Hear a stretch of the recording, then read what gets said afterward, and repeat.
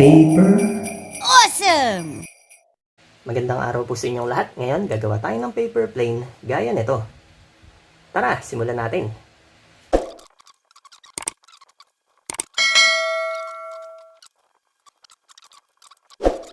Una, dapat ang papel natin ay parisukat.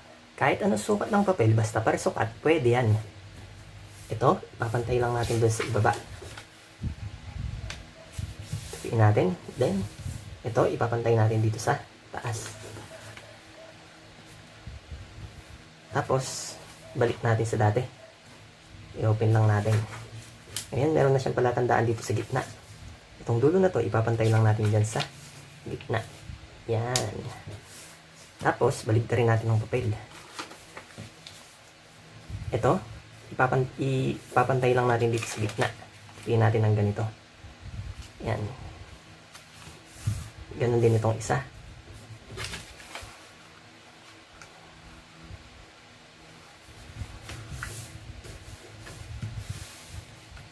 Then, ito, papantay natin dito sa gitna. Tapiin natin ng ganito. Tapos, balik natin palabas. Yan. Oh, ito yung palatandaan. Tapos, sakto natin siya dito. Yan. Then, kung ano yung ginawa natin dito, ganun din gagawin natin dito sa kabila. Pantay muna natin ito sa gitna.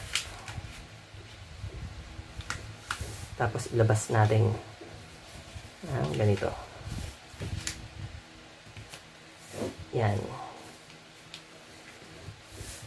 Sunod, ipo-fold lang natin ito pababa.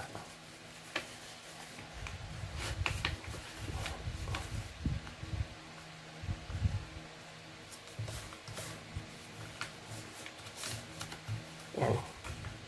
Isin lang natin. Then, balik natin pataas. Yan, ganda.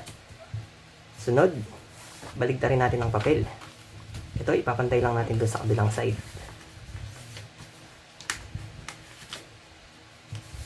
Tapos, tupiin natin ito pababa. Ito yung magiging pakpak niya. Then, sa kabilang side din.